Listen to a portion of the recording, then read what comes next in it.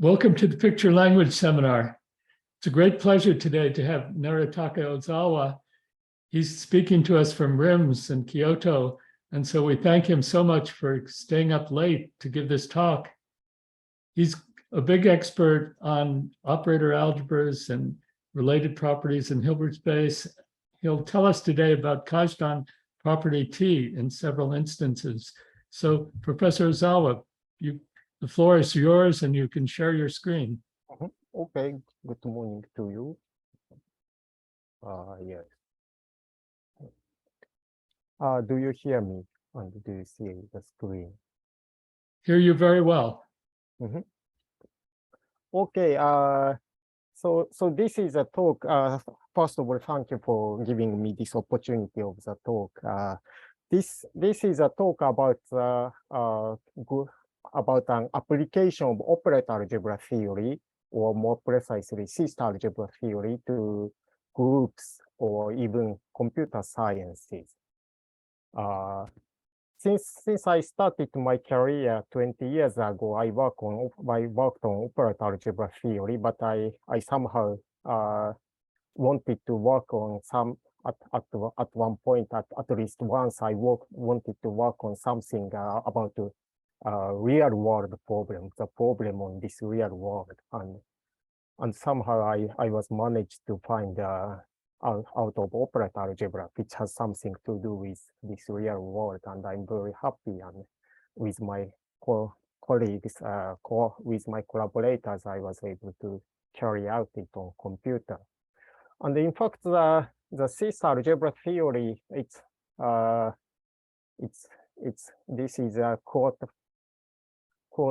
from Quantum magazine that C-star algebras are esoteric subjects, the most abstract nonsense that exists in mathematics, some professor says. Nobody outside the area knows much about it. And this was a thing the computer scientists solved the Kazhdan problem in 2013, one of the most famous open problem in operator algebras. And yeah, you know that I felt obligated to hit back at them, the computer scientists, proving something about computer science by operator algebra in return. Yeah, that's what I did eventually. So the thing is about Kazhdan's property T. It originates from Kazhdan's work in 1963. He proved that the simple Lie group of real rank at least 2, for me it's like I said, NR, N at least 3. And its lattice, I work on only discrete groups, so its lattices. So to me it's SL and Z, has property T. Kazhdan's motivation was that this implies gamma is finitely generated and finite abelianization, but today most of groups are finitely generated from the beginning. So by definition, Kazhdan's property T is that there is a finite subset S such that this is qualitative definition, no, quantitative definition. There is a finite subset S that for any unitary representation or orthogonal representation, that doesn't matter, and any vector, if vector is almost invariant under this finite set, so the B does not move too much on this finite set, then it's actually close to the invariant vector. So almost invariant vector is close to an honest invariant vector. That's what Kazhdan's property T says. In particular, if this value is so there's a constant kappa. If this value is smaller than kappa and the B is norm 1, then the distance B to the orthogonal invariant vector is less than 1, so which means there's an invariant vector in this representation. And it's easy exercise to that this property is equivalent that gamma is finitely generated, and for any generating set, there's a kappa that satisfies this inequality. That's and this constant is called Kazhdan constant.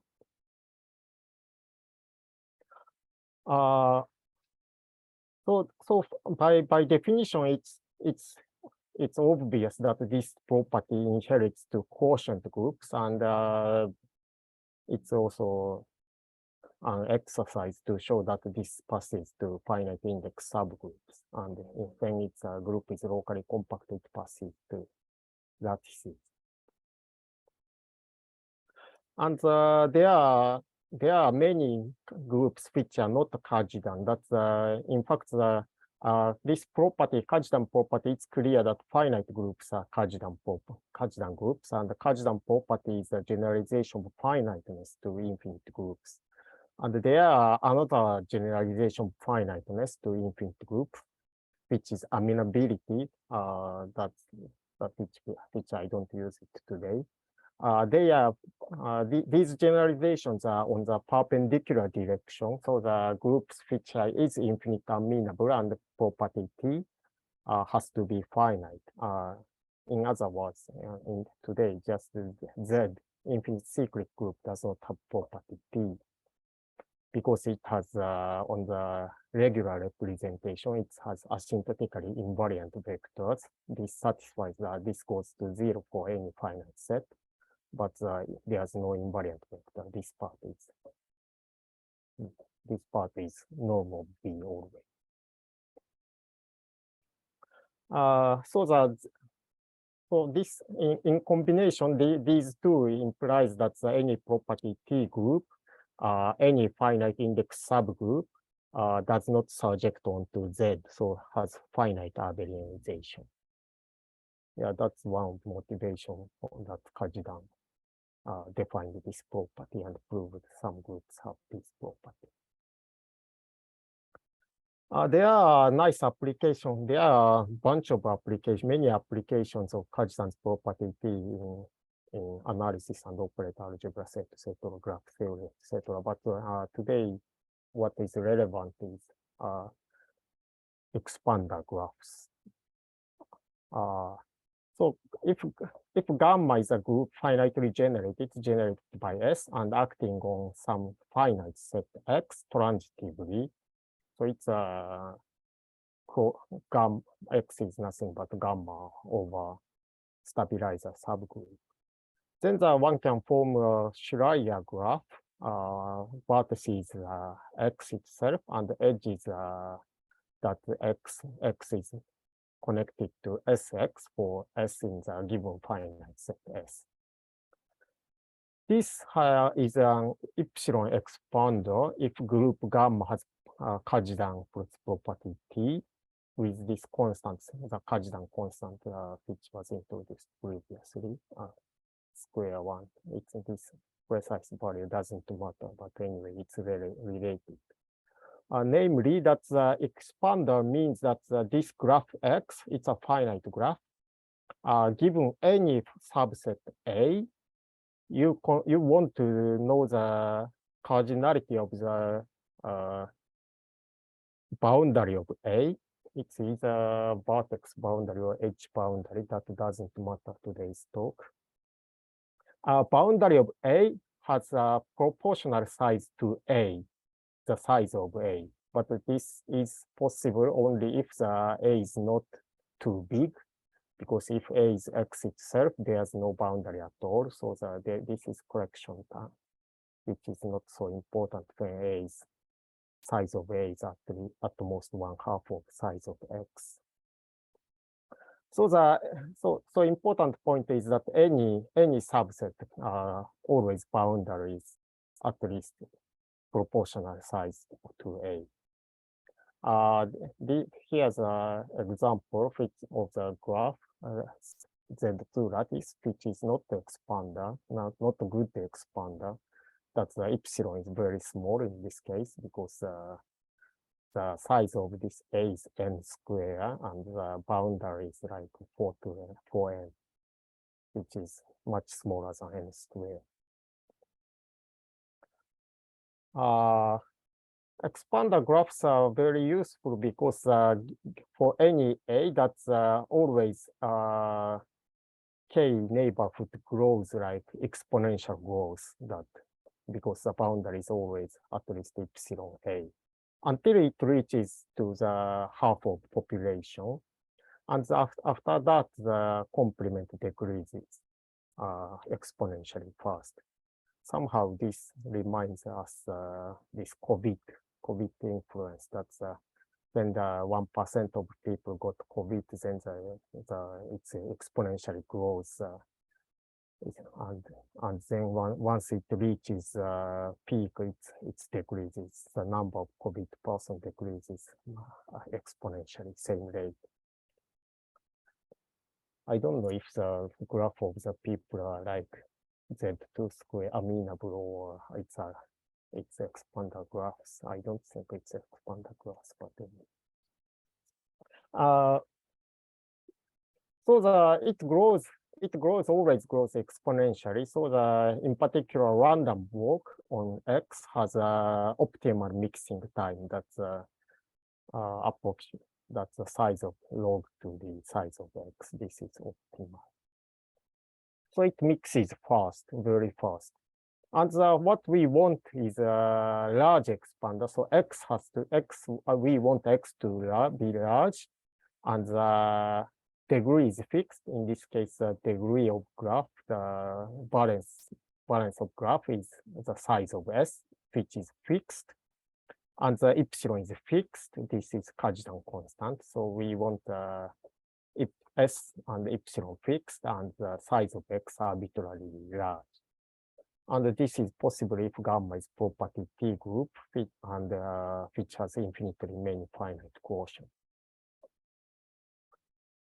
There are some, I don't know if this gives you a good feeling about expander graphs. And my favorite theorem about expander graph is expander sampling theorem. That's so given a large structure, you want to have random sampling. Random sampling is that you want to know the average of some function, that's L infinity function. And the law of large number, of course, says that the random sampling gives you the average quite independent of the size of this X. But random bits are usually very expensive. You don't have huge random bits. And the better sampling is that use expander structure if it has expander structure. So this theorem says that if X is a graph and it's an expander, epsilon expander, and F is a function, then we can tell the average in this way. That's we do the random walk starting at random points, and then we do the neighborhood random walk and get the average over this random path. Then it's exponentially fast converging to this the average, and independent of the size of the X. This is as one can say that there's if you see the huge cake and you want to taste how this huge cake tastes, you can't take a whole cake, but you just poke your finger into any random place and do random walk a little bit, and then you taste it and you can know how whole cake tastes. Yeah.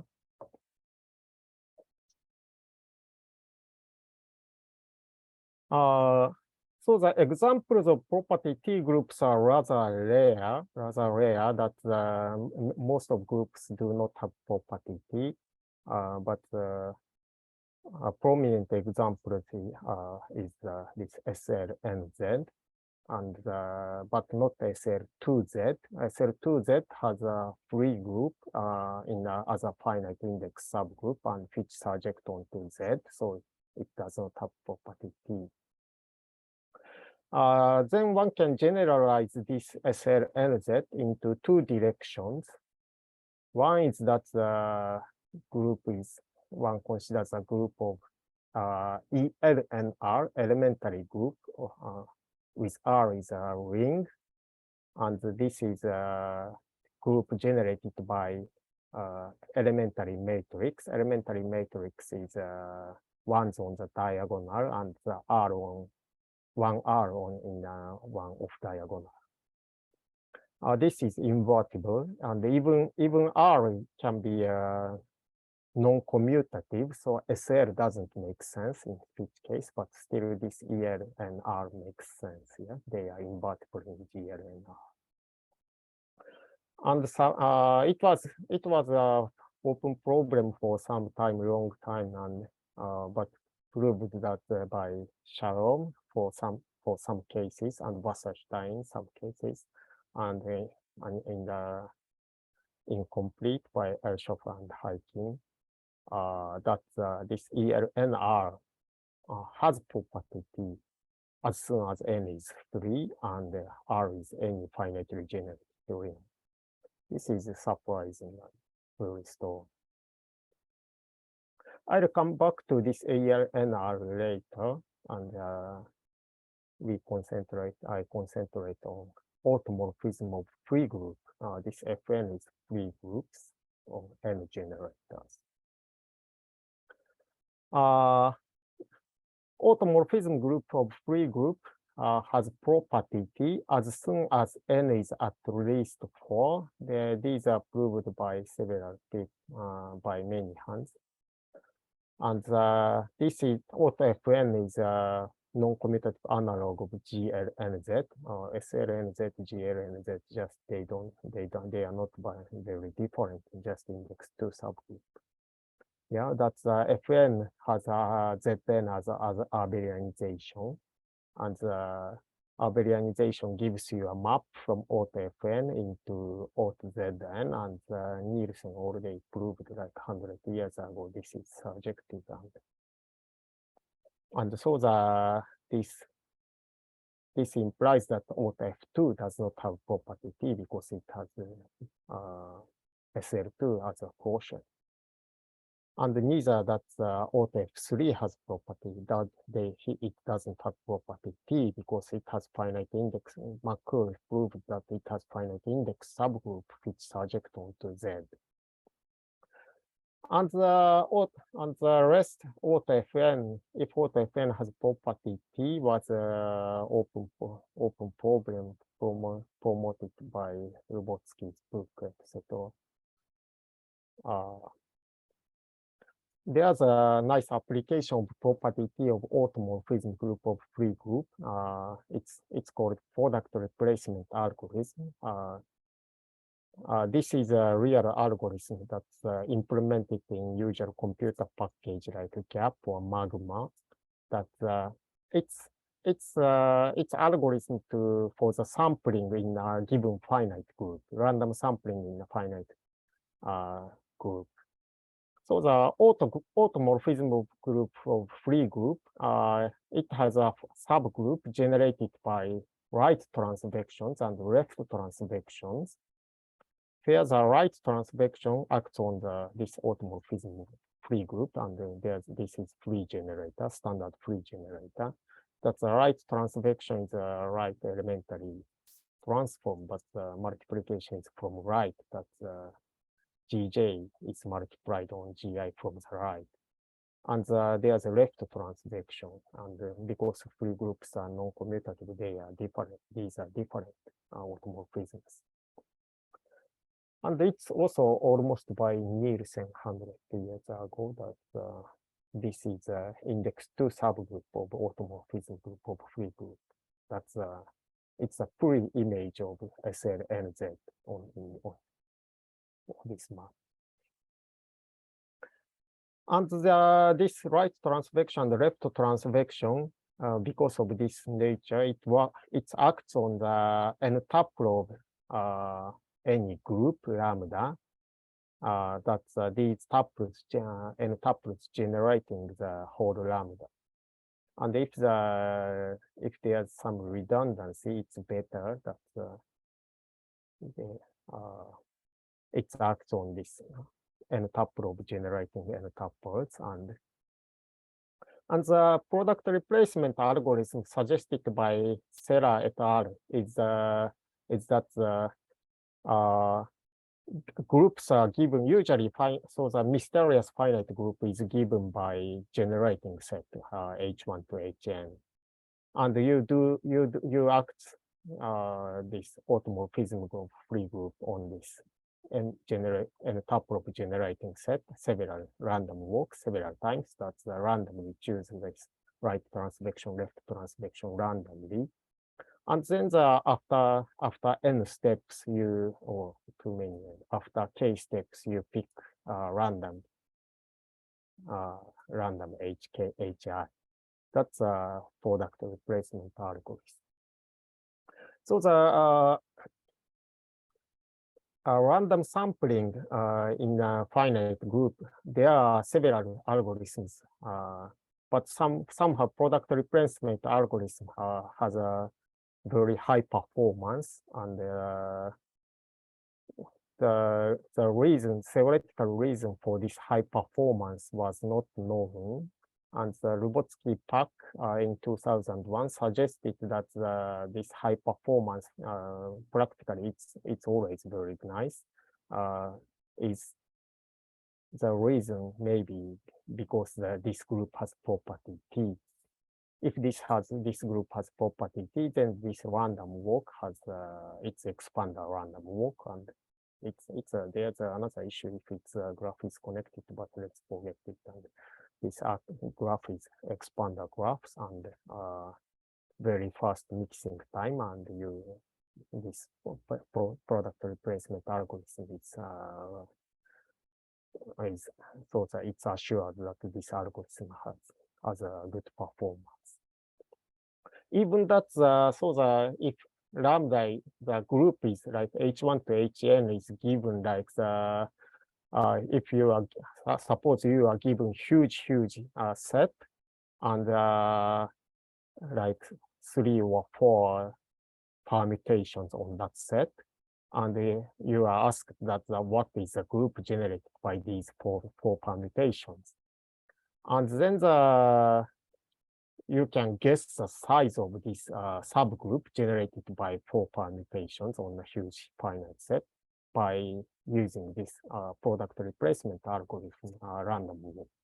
That at the time of you can estimate the mixing time just running this algorithm, and at the step log to the size of this group, you see this random walk somehow mixed well, and you can estimate the size. So this is application to computational group theory, computer science. Now I talk about how to prove this theorem about property T. So the proof is heavily computer assisted, and before we knew that, we are told by computer that this has property T. There were the conjecture was mixed, that there were people saying that this won't have property T, and even there are some people suggested that some certain specific subgroup has infinite abelianization, etc. But the computer told us it has property T. So the method uses strange subject, probably nobody's ever heard of, non-commutative real algebraic geometry. This is not non-commutative geometry of cone, and not the non-commutative algebraic geometry of Artin. This is non-commutative real algebraic geometry. So what is real algebraic geometry? Real algebraic geometry is about equations and inequalities. That's why real is there. It deals with ordered field inequality. So the Hilbert's problem, 17th problem, asks that if f is a rational polynomial, real polynomial, but rational polynomial, and if it's non-negative on each entry, then if it's a sum of squares, yeah, if it's sum of squares, it's of course non-negative. And Hilbert already knew that this is not true for polynomial ring, but he didn't know whether it's true or not for rational polynomials. And it was solved by Altin. So instead, we work on this is a commutative ring, rational polynomials commutative ring. We replace this commutative ring with non-commutative ring. Today, it's just a group algebra, real group algebra. It has star structure, just a T mapped to T inverse. If it's complex, you put complex conjugate here. And because we want to deal with inequality, we want to deal with order structure, there's a positive elements. Positive elements are those which are sum of squares. And in the group ring case, it's you can express it using the positive semi-definite matrices with finite support. So the non-commutative real algebraic geometry, the typical problem is like that you replace this commutative ring with a non-commutative ring, and the evaluation at point is nothing but irreducible representations, irreducible unitary representation or orthogonal representation. And if it's positive, that is positive semi-definite on each irreducible orthogonal representation, you ask it if f is a sum of squares, like sum of these Hermitian squares. That's a non-commutative real algebraic geometry. And of course, if it's sum of squares, then it's positive semi-definite in any orthogonal representation, if you know anything about orthogonal representation. One way to solve Altain's problem is use analysis. This is algebraic problem, but one way to use analysis. That's analysis means compression. That's you complete the rational polynomial ring, and you get the algebra of continuous functions. And in algebra of continuous functions, if it's non-negative, it's a sum of, or it's a square. Just you can take square root. That's because it's complete, yeah. And that's the analysis. And then the solution is not a polynomial anymore, but you want a polynomial solution. You use some kind of Banach theorem. That's why this is a convex combination of some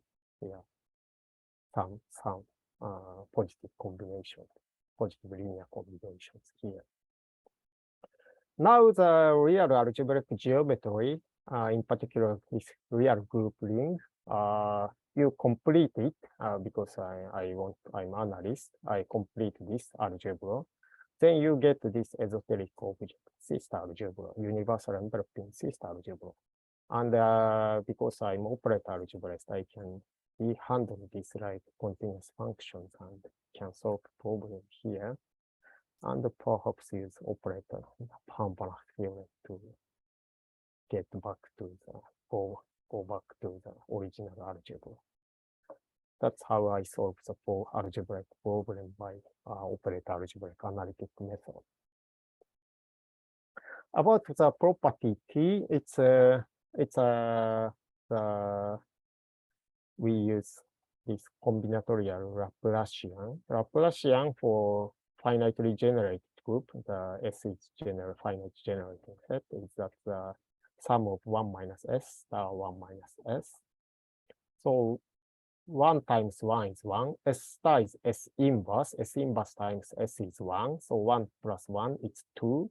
And there's normalization 1 over 2. So it's 1. And minus S inverse and minus S, negative S. So minus S inverse and minus S. And S is assumed to be symmetric. So it's just minus S. And this is Laplace called combinatorial Laplacian. And this is important because this delta and unitary representation pi, this is positive semi-definite. Pi VB is nothing but you compute this and you get V minus pi S B norm square.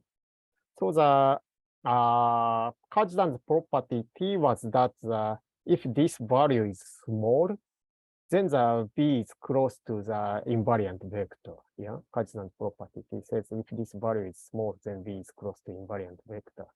So this is close to 0 means that the majority of V, large part of V belongs to the spectral projection of pi delta and small parts of the 0 to epsilon parts of the spectral projection pi delta. And the V's invariant vector is equivalent to that this is exactly 0, that if V is invariant under all elements of S, then it's invariant under gamma. So the V is invariant if and only if this is 0. So by easy spectral theory, that you see that gamma has property T if and only if this spectrum of this operator has a gap around 0. So the this 0 is for invariant vector, and there's a gap to the next spectrum, positive lambda. And by abstract nonsense, it's this is equivalent to that and the spectral mapping theorem that this spectral gap condition is translated into algebraic inequality in C-star algebra, because spectrum is 0 and at least lambda to infinity means that t minus lambda t is non-negative. Yeah. So the spectral mapping theorem says that the spectral gap is equivalent to this inequality. And by the way, this lambda is this quantity lambda is related to the Kazhdan constant. So property T is about the inequality here. Yeah. Inequality in the C-star algebra, compression of the group ring. But I proved back in 2013 that if this is non-negative in C-star algebra, compression, continuous function algebra, then actually it's a sum of square. Or if you just little part, you have to perturb lambda a little bit, but then it's sum of square. This curly inequality means it's sum of squares in R gamma, or if you want, it's in Q gamma. So this in principle you can check if you can try to see if this is true in a computer, if this is true or not in computer, because it's just one single inequality for some lambda. You have to find lambda and you have to verify this sum. This is the sum of square. Much better in stability. It has stability that's noticed by Netz and Tom. That you don't have to prove exactly this is sum of square. Lambda delta square minus lambda delta is sum of square. If there's an element in sum of square, which is close to this delta square minus lambda delta in L1 norm. Close means that L1 norm, the error term is much smaller than this lambda. Lambda is positive. You have to find positive lambda, and this error is much smaller than lambda. Then it has property T. Thanks to this, the problem is reduced. Problem to verify property T reduces to semi-definite programming. So the property T, if and only if delta square minus lambda delta is a sum of square, which means there's some finite set E that this sum of square is witnessed in on this E finite set E. It's a positive semi-definite matrix. So semi-definite programming is optimization that's similar to linear programming. Linear programming is a bunch of equality and some inequality, linear equality and linear inequality, and you want to minimize or maximize some value. That's and the linear programming is used everywhere today's world. That's how to put people where to put people to work, or how much ingredients you buy to produce products to maximize benefit, etc. And the semi-definite programming is same. It has linear equality and inequality, but inequality can involve the positive semi-definite matrix, because positive semi-definite, it's rather easy to verify some matrix is positive semi-definite. To compute eigenvalues are complicated. It's difficult, but to verify it's positive semi-definite is easy. So this is semi-definite problem, which you can pass to computer. The problem is that this finite set E, you have to so the property T, if and only if for some E, you can this SDP gives you a non-trivial answer, and you don't know which E is good.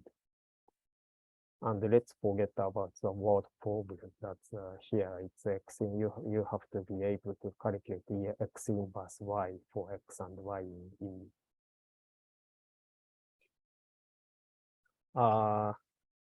Then, due to computer capacity limitation, at this currently, almost always we have to work with E to be ball of radius 2. This is somehow minimum, very minimum. That's it contains support delta and support delta squared for this delta squared. Then the size of SDP, the dimension is for M matrix, E by E matrix, so E square. The constraints is that for every element in ball of E inverse E, that's this equality has to be satisfied for at each element of group. So constraints are number of constraints are number of balls of radius 4. So both are like number of ball of radius 4. And the computer, computer solves this SDP by weird method. That's approximation, iterating approximation by ping-pong type approximation. That it takes long time. It takes several weeks to several months, and gives you some solution, which is of course not a rigorous solution. That's computer anyway gives you some number and some certificate. That's some number lambda 0 and some certificate P0 satisfies this. That's what computer will tell to. It will tell you. Then you just factorize P0 to square root. It's even not clear P0 was positive semi-definite, but the computer gives you square root if you tell computer to do it. And then you compute the value this because of net atom stability, you compute this value with guaranteed accuracy. So one way is that you move to rational thing and symbolic computation, or do interval arithmetics, and anyway you compute it with guaranteed accuracy. And if this is true, then we rigorously prove the gamma has property T with estimate of Kazhdan constant. And so we did this using a supercomputer. It's not a real supercomputer, but a much better computer than what we usually have. And this SDP requires huge machine power. But certifying this, so that in the end you get this Q. In the end you get this inequality. Certifying this is relatively easy. That you can do it on your desktop computer. So that you can't find the proof that you can verify the proof on your computer. That's good thing about this. I fear I think eventually there will be many proofs that only big computer can prove and only big computer can certify, and then it's somehow it's like experimental science that you have to swallow something that people say that some theorem is proved in some lab and you are not sure, you cannot check if it's true or not, but you have to believe in it, and it's hard. Yeah. Anyway, result is that for working on ball of radius 2, SL and Z, this was worked on. So we already know its property T, but the property T constant, there were some kind of Olympic game that human tried to estimate the Kazhdan constant of SL and Z, and some estimates get better and better. But in the end, the computer came in and the computer outnumbered human. That's it was like 100 times better than any human that's calculating this constant. These were done by Netzatom, Fujiwara Kabaya, and Karuba Novak, etc. And the value of the Kazhdan constant, or this lambda spectral gap constant, was like this, and the lambda 4 and lambda 5 are almost correct. Somehow we believe this is almost close to reality. But lambda 3 is very bad, and because we worked on people worked on ball of radius 2, and Karuba Novak worked on ball of radius 3 for SL3, and this value gets a lot better, and this hints a lot of things. And there was no result for SL6. That's because it was too large, and SDP computer couldn't solve SDP. That no response means that the computer kept computing forever until it's overflow, until people gave up. So automorphism group of free group, because it was not known whether this has property or not, it was a primary target. This size of SDP was like 10 million, and it's beyond computer's capacity, our computer's capacity.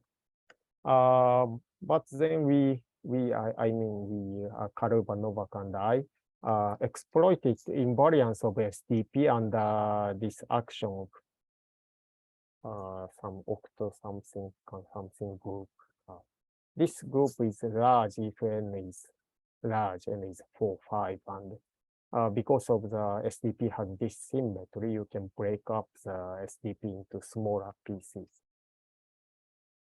And we tried it, that is Karuba Novak tried it on their computer, supercomputer.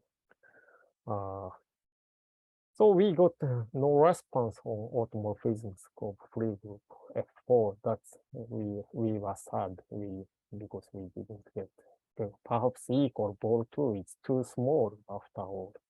But the surprising thing is that ball of radius 2 suffices for SLNZ, and when n is 3, it's barely okay. But n is 4, 5, it's a lot better. That is, a group has a large. If group is large, group has enough capacity, and the ball of radius 2 is has enough capacity to witness property T for n equal 4, 4, and 5. So because we knew this by the prior works, we tried automorphism free group 5, F5, and we got the result after, I don't know, I don't know how many weeks we got the result, and we were very happy that this has property T. Then the rest, they Karuba, Kirak, Novak generalized it to n at n is greater than or equal to 6. This is an infinite series, so the not single algorithm can prove this, because single algorithm only can prove single group has property T.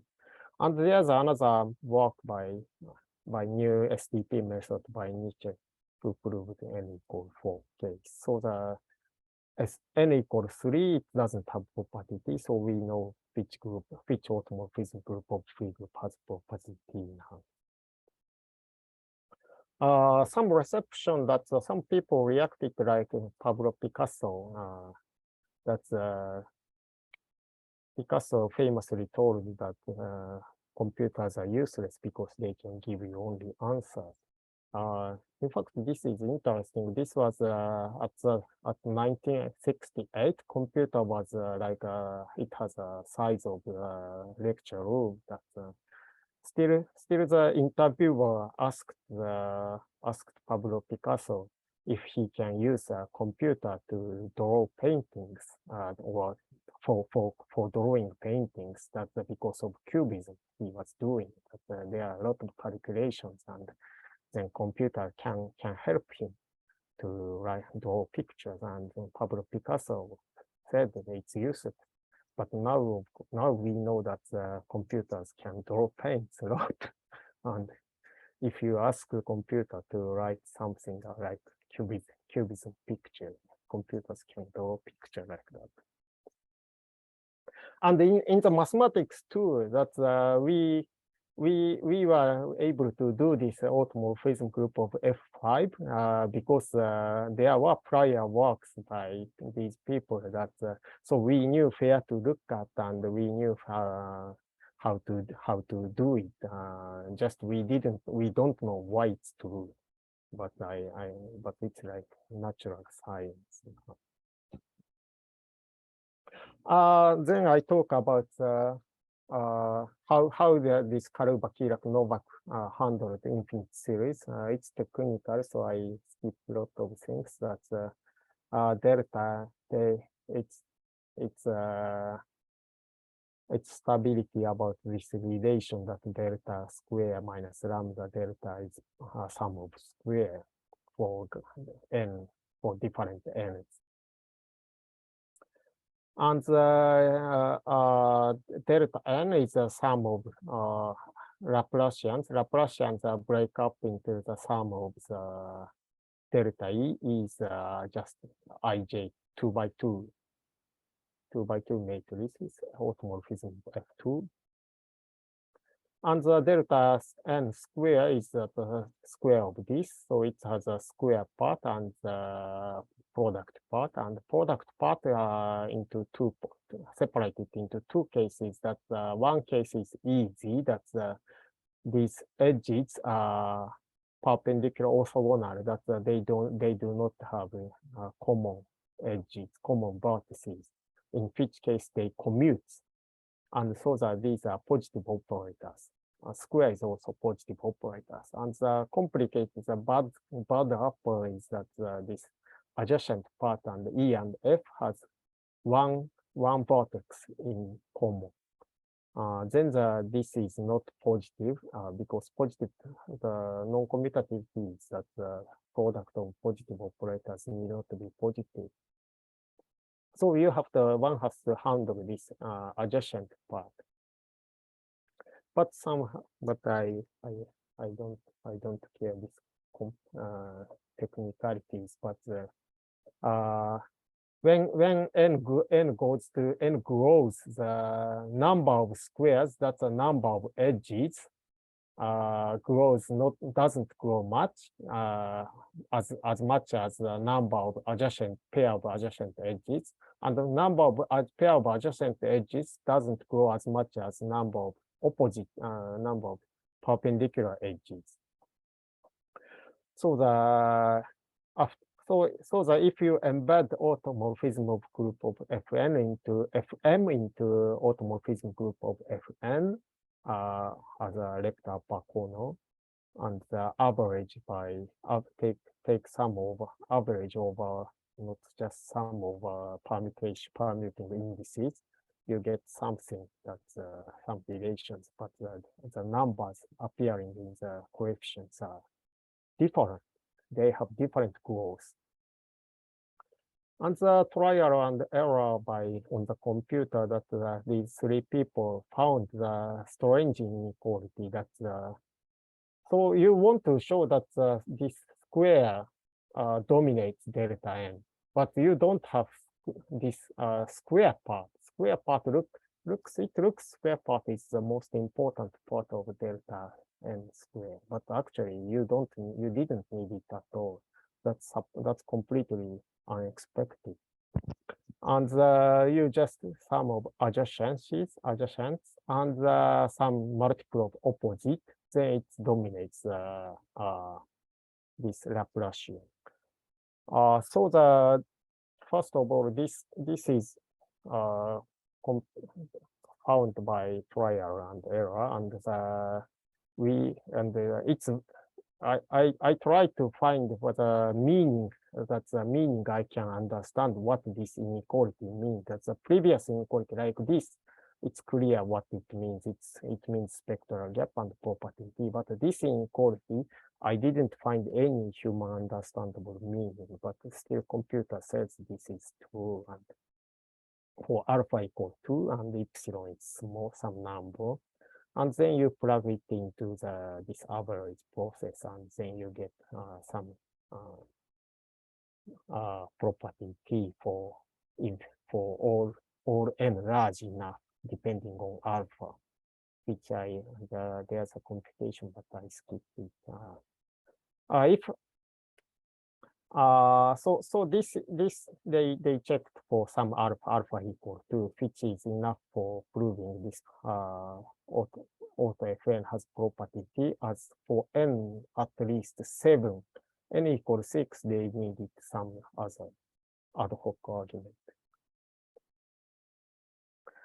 The last thing, the computer taught us that this inequality, which has no meaning for human at all, but it's true and useful, and even this is an important part that when we met Karuba in 2018, Karuba visited us in Kyoto 2018.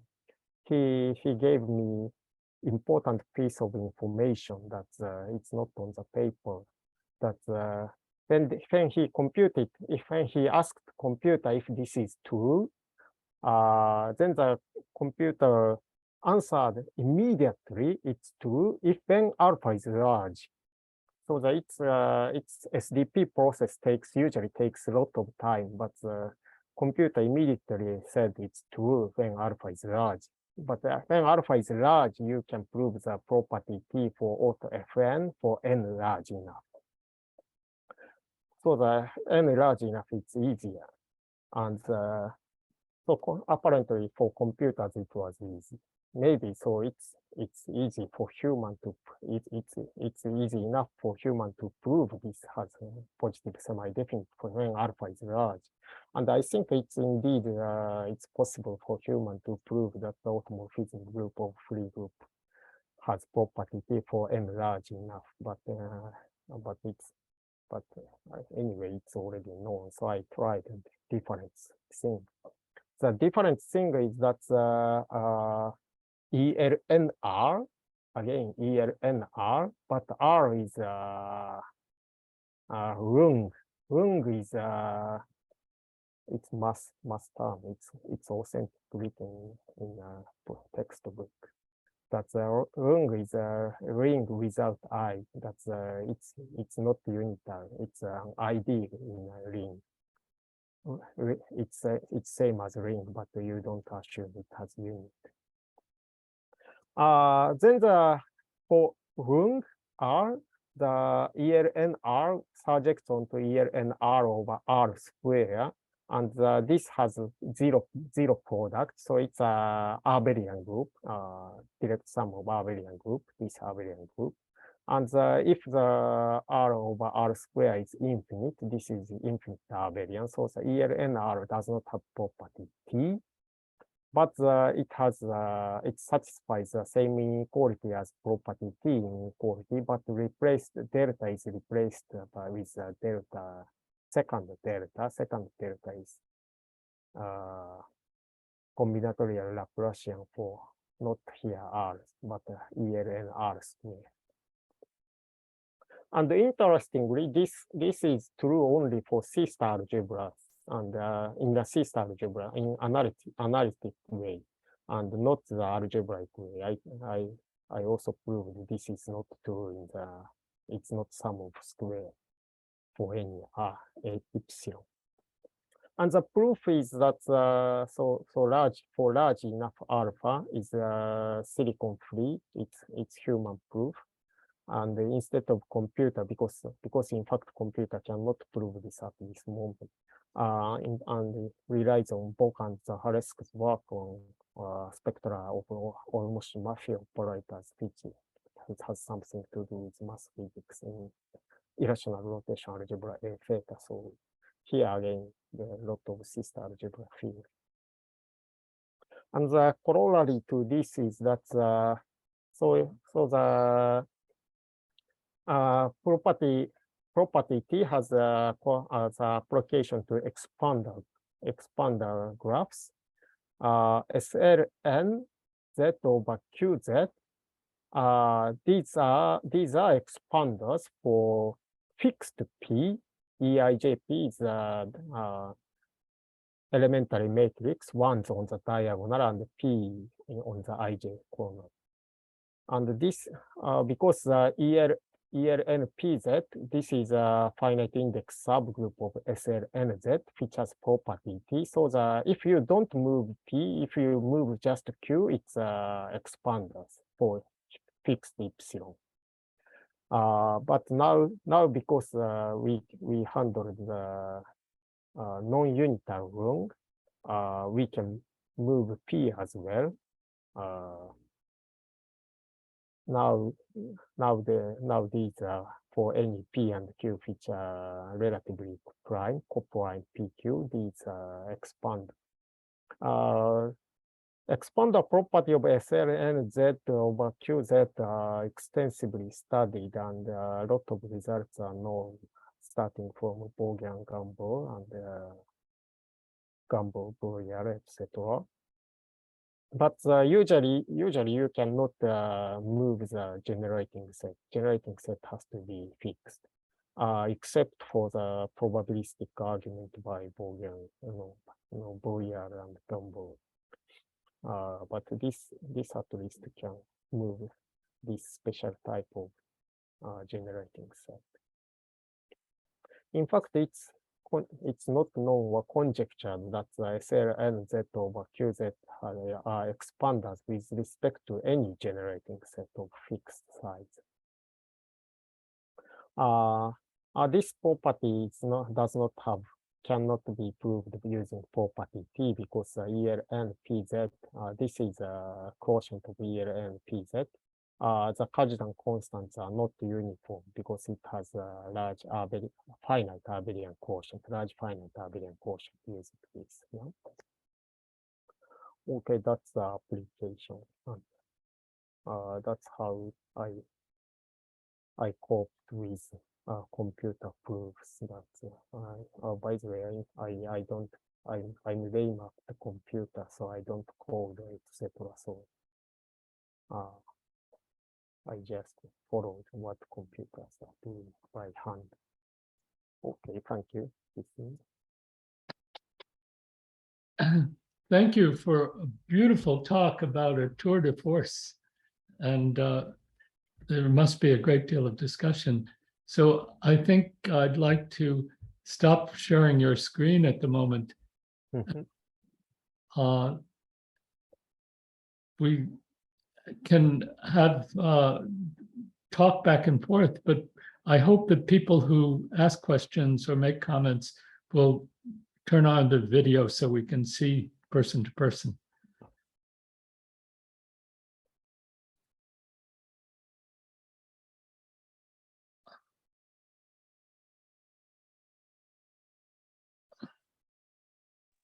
Would somebody like to make a comment or ask a question?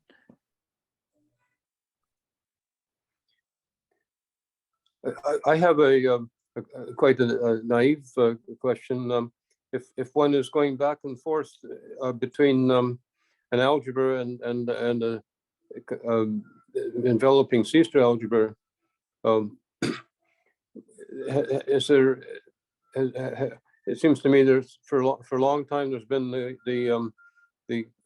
Kaplanski-Kadison question of idempotence, projections in the algebra. If the so in famous case of a free group, it was proven that there are no projections in either one. But I guess if the group is torsion free, there's a question whether you have idempotence. And it's two different questions for the algebra and the C-star algebra, I guess. Yeah.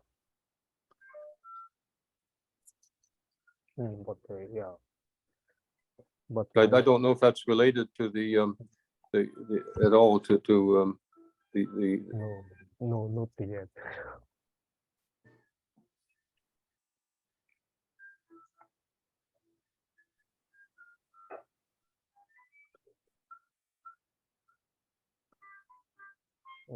I don't know any relation. Okay. So in your last comment about the non-uniformity of the Kazhdan constant, is that related to the spectral gap of the Laplacian going to zero? Yes. So spectral gap gets smaller and smaller. Yeah. For some infinite. Oh yeah, no. Yeah. Smaller and smaller. For the representation goes to the it has a larger and larger finite abelian quotient, so the spectral gaps get smaller and smaller as p grows. Is there a subset for which this is not the case? Which subset? I mean,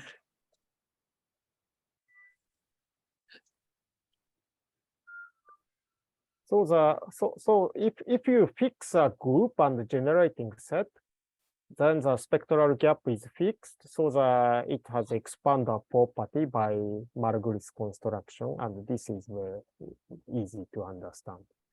The new point, novel point was that one can change the generating set, and in which case the spectral gap is not controlled because of large abelian quotients.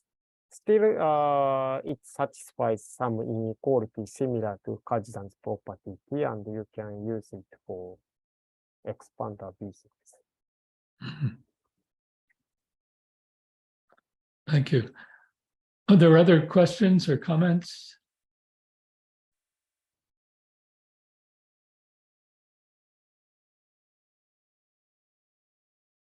Jen. I have quick questions. So during the talk, I have seen several results on spectral gap of the group ring over the real field.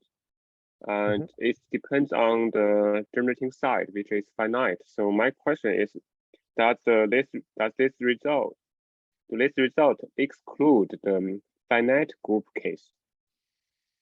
Oh, finite group is okay, yes. Yeah, But, okay. Yeah. So finite group and some finite generating set, yes, it's fine. Yeah, Yeah. that's particularly it's actually included in the ELNR case. R is finite ring case. Yeah, it's Thank you.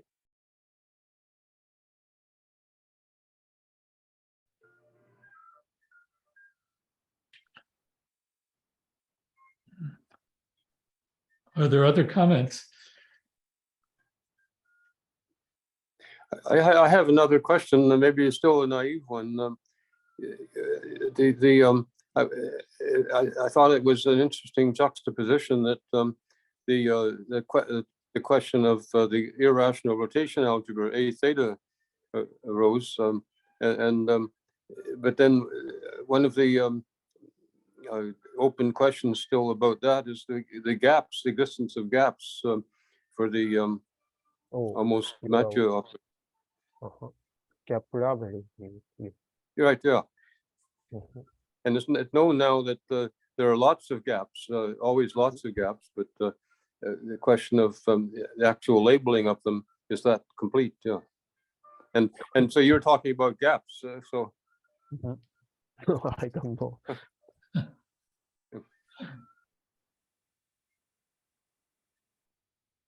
Yeah, that's of course Oka and the Haresks are interested in these problems, but I don't, I'm not.